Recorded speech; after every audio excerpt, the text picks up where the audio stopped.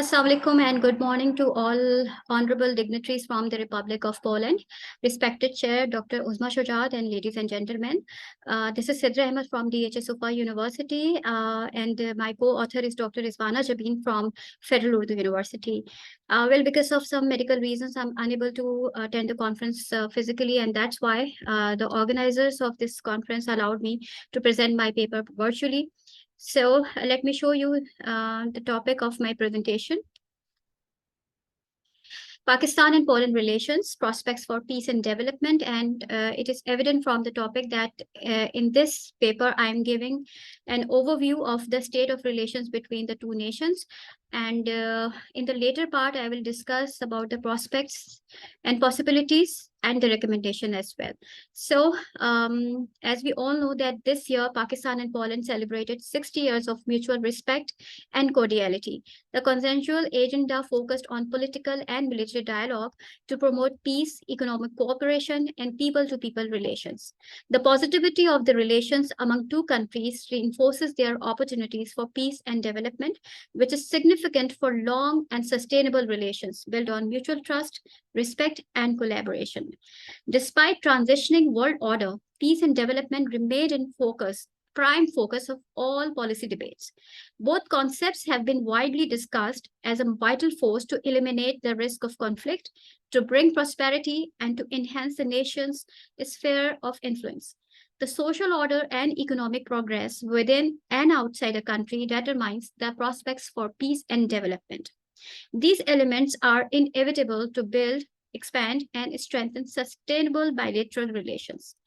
Pakistan, for its long-term commitment to liberate its region from all traditional and non-traditional security threats, has emerged in global politics for all the right reasons. Pakistan has learned the lesson very hard way. Building sustainable peace in region to move towards the extra-regional opportunities are now considered as the only way to fit into this challenging and transitioning time when the nations are exploring new cronies and trying for alternative options. Pakistan's alliance during the Cold War with the Western Bloc against Soviet Union and then later on for 2 decades partnering in war on terror sternly sabotaged the state of peace and security at home, damaged its reputation as a responsible state, and withered its opportunities for economic and human development. According to a research done throughout 2016 by the Foreign Service Program at the University of Oxford about Pakistan's perception in the eyes of the world, results of that study suggested that Pakistan was not trusted by the international community due to narrow scope of its foreign policy measures, fickle democracy, limited participation in regional and international trade, and overemphasis on hard power rather than the soft power. The research findings summarize that the world's strongest associations with Pakistan were with the keywords like nuclear weapons, terrorism, security, Islam, Talibanization, etc. Instead of the peace, stability, the keywords like peace, stability, freedom, and progress.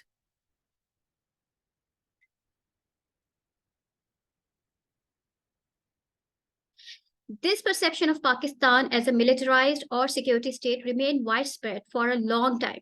But now, after learning lessons from its difficult past, the time has come when Pakistan must focus on achieving peace and prosperity not just by the military means, but through imparting democratic norms in its internal and external conduct, economic diplomacy, and cultural exchange. Similarly, a shattering economy rendered Pakistan in an awful situation to seek help from friendly countries.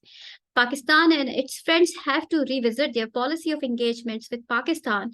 It should be now trade, not aid. Since both countries are blessed with the unique geostrategic location, which is ideal for trade channelizing deeper into the regions, their spectrum for opportunities is boundless. Moreover, the diversity of cultures and range of products may help to maximize the potential investors, ultimately lead cooperation and development in social and economic sector.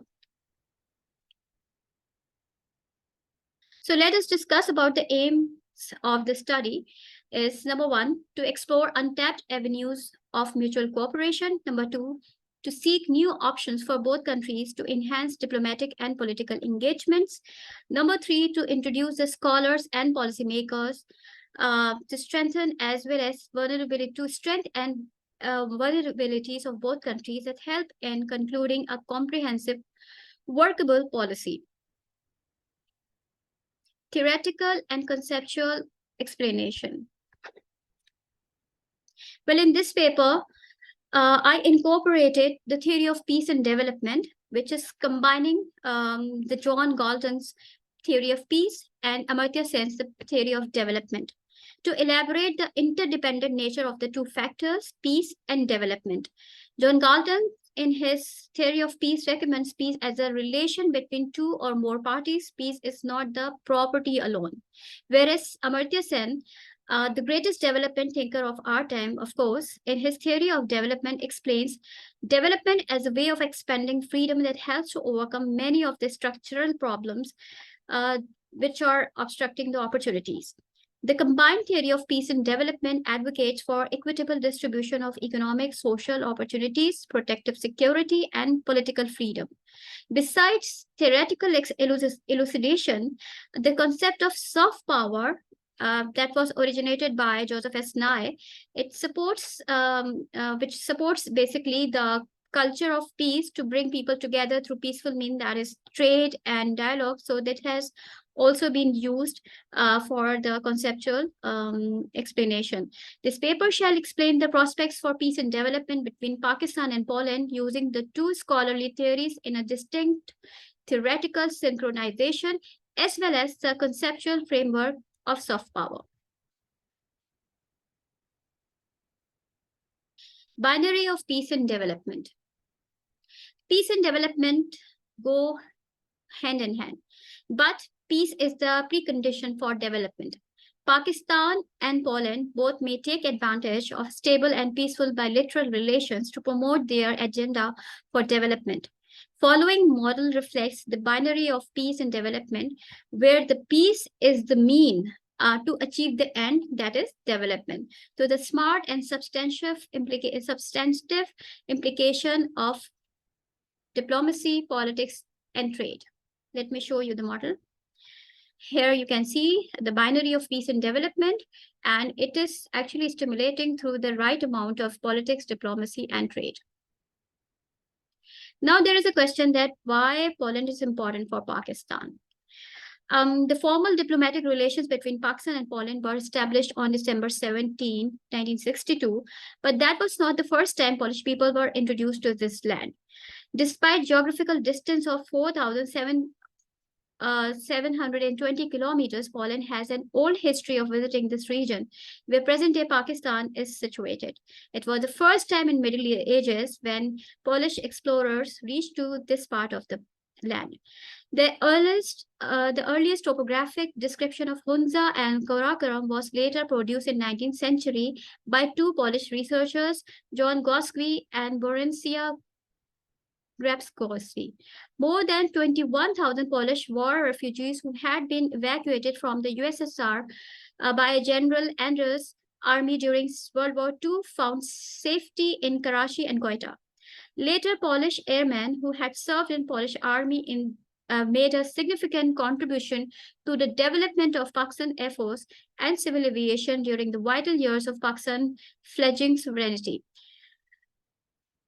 Regardless of quite an active involvement of Poland before and after the creation of Pakistan, their bilateral relations never caught much space in global news. Poland is a market with huge potential, not yet explored thoroughly by Pakistani business, which tends to focus mainly on the European Union countries. Poland has a mixed, highly industrialized economy with a developed market that serves as the sixth largest in the European Union by nominal GDP and fifth largest by GDP.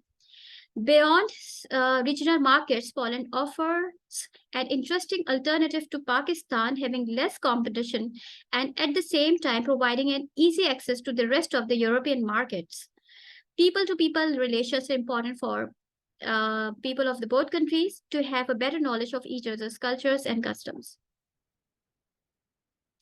Over the past 20 years, Polish oil and gas exploration companies have made significant investments in Pakistan as a key component of Poland's economic cooperation.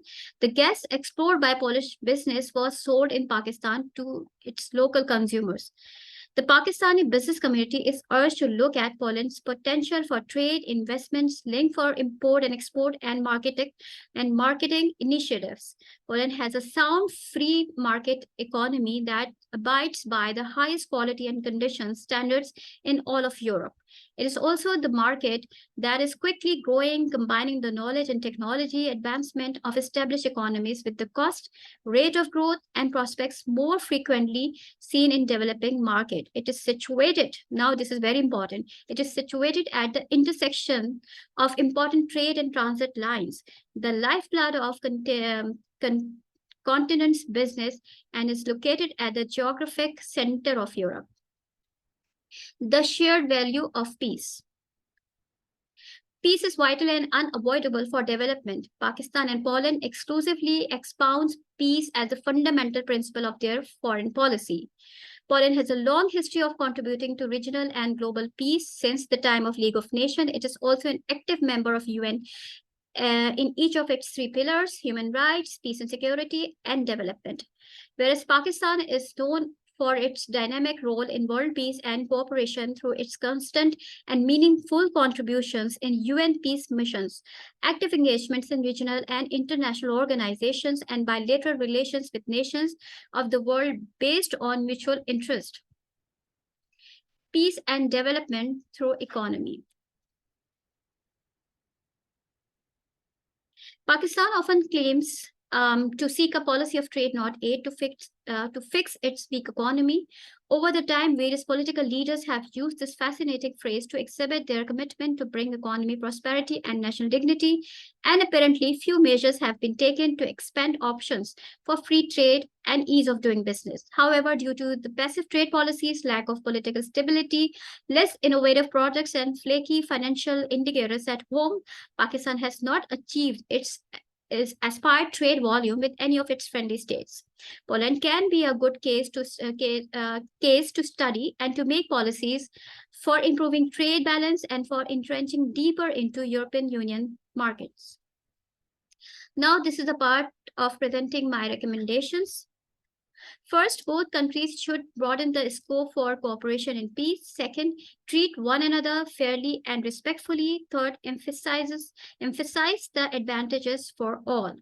Conclusion.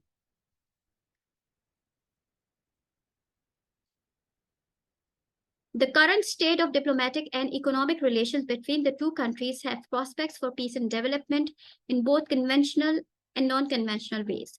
Trade indicators from Pakistan's side showing improvements, which is very encouraging in a time when country's economy is directly needing a smooth trading partner. Similarly, Poland may increase its diplomatic engagements in Pakistan to attract Pakistani investors, as well as to tap Pakistan's local business opportunities in digital technology, sectors like digital banking, fintech, drones, smart cities, digital security, etc. For Pakistan, it is important to produce value-added products and to come out from its conventional business and diplomatic zones. Whereas for Poland, it will be useful to invest mainly in transforming the service sector, technology, gas exploration, education, research, and skill development of local workforce. The prospects for peace and development through increasing trade engagement between the countries will help in furthering the next agendas for strengthening people-to-people ties, political and military consultations, and economic cooperations. That's all. Thank you so much for listening.